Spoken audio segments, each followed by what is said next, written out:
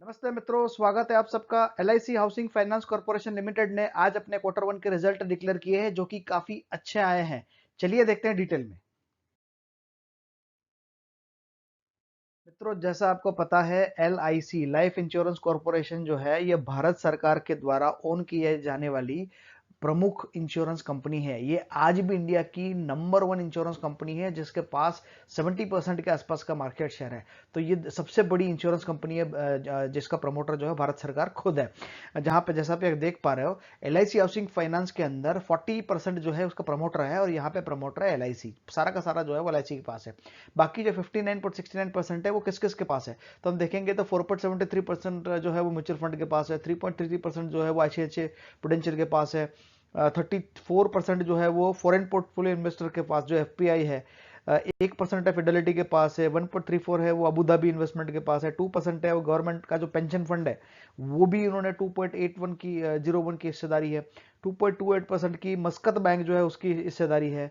H D F C life insurance का कुछ यहाँ पे आप देखोगे तो 1.87 है और बाकी इंश्योरेंस कंपनी का 4.870% है। ये सब दिखाने का पर्पज ये है कि जब ये म्यूचुअल फंड वाले और इंश्योरेंस वाली बड़ी बड़ी कंपनी जब ऐसी कंपनी में इन्वेस्ट करते हैं तो ये दिखा रहा है कि ये कितनी साउंड है, तभी ये लोग इतने पैसे इसमें इन्वेस्ट करते हैं। और हमें ये भी नहीं भूलना चाहिए कि गवर्नमेंट का जो पेंशन फंड है वो पेंशन फंड का भी इसमें हिस्सेदारी है।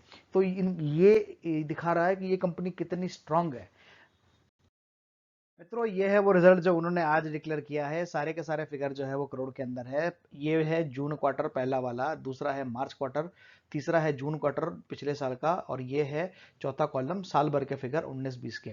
अगर उनके इनकम फ्रंट पे बात करें तो उनकी टोटल इनकम रही है 4,986 करोड़, जो पिछले क्वार्टर में 4,903 करोड़ की थी। तो यहाँ पे उनकी इनकम में कोरोना के बावजूद इंप्रूवमेंट ही हुआ है। नेग्लिजिबल है, छोटा इंप्रूवमेंट है, लेकिन इंप्रूवमेंट है, कम नहीं हुआ, जो कि एक बहुत अच्छी बात है। पिछले साल के मुकाबले अगर देखोगे तो ये और भी अच्छा है। पिछले साल 4,816 करोड़ की उनकी इनकम हुई थी। तो हम ये कह सकते हैं कि कोरोना के बावजूद उनका इनकम फ्रंट पे उन्होंने बहुत अच्छा काम किया है।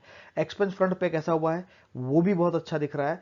3,964 करोड़ की इनकी इनकम हुई थी पिछले क्वार्टर में। अगर उससे इससे पिछला वाला क्वार्टर देखेंगे तो वहाँ पे 4,070 करोड़ की इनकम हुई थी। तो यहाँ पे इनकम बढ़ाई है और एक्सपेंस जो है उन्होंने कम किए हैं, जैसा कि हम देख पा रहे हैं 4070 से 3964 पे ये आया है। तो ये एक बहुत अच्छा इंप्रूवमेंट है एक्सपेंस फ्रंट पे भी।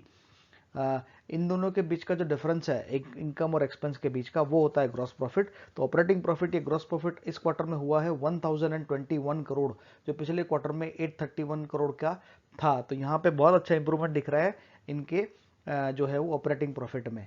अगर टैक्स के बाद की नेट इनकम की बात करें तो नेट इनकम उनकी हुई है 824 करोड़, जो पिछले क्वार्टर में 424 करोड़ थी। अभी ये कुछ ज़्यादा ही डिफरेंस आ गया, ऑलमोस्ट डबल हो गया। तो उसका मेन कारण ये था कि जो टैक्स एक्सपेंस थे वो इस क्वार्टर में 197 करोड़ के थे, लेकिन पिछले क्वार्टर में ये 408 करोड़ के थे, क्योंकि ईयर एंड हो रहा था तो जब टैक्स कैलकुलेशन प्रोबेबली उनका ज़्यादा पेएबल था, तो ज़्यादा टैक्स उन्होंने पे किया था, तो उसके चलते पिछले क्वार्टर में उनके फिगर कुछ ज़्यादा ही कम आ गए थे।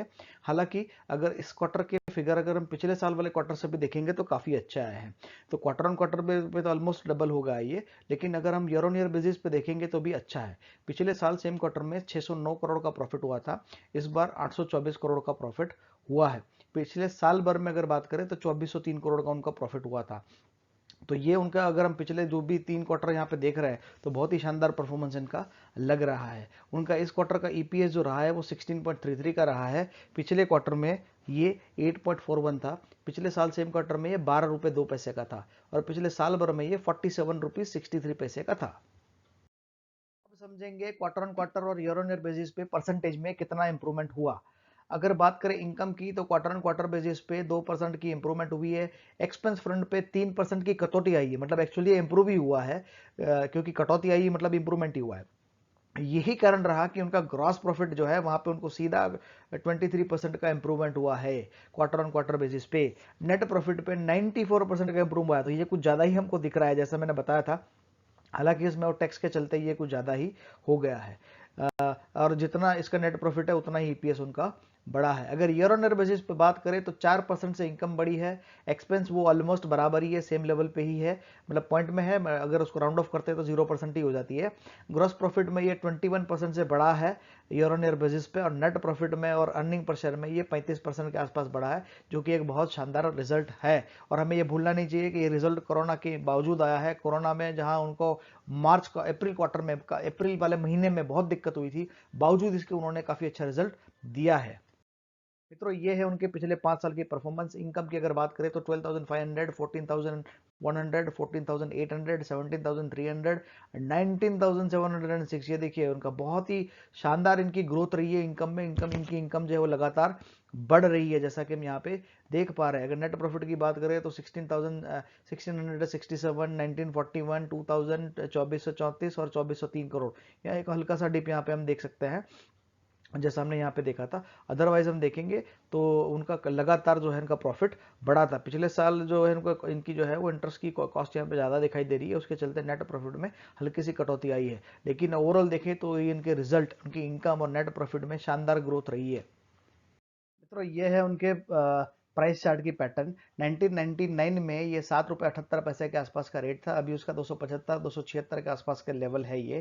तो अगर हम बात करें, उसने 21 साल के अंदर 35 गुना का रिटर्न दिए हैं, जो कि एक अच्छे रिटर्न है ऐसा हम कह सकते हैं। और इसकी वैल्यू और इसलिए भी बढ़ जाती है क्योंकि ये कंपनी डिविडेंड भी देती है। अभी हम देखेंगे तो 2.89, मोटा मोटा 2.93% के आसपास का डिविडेंड है।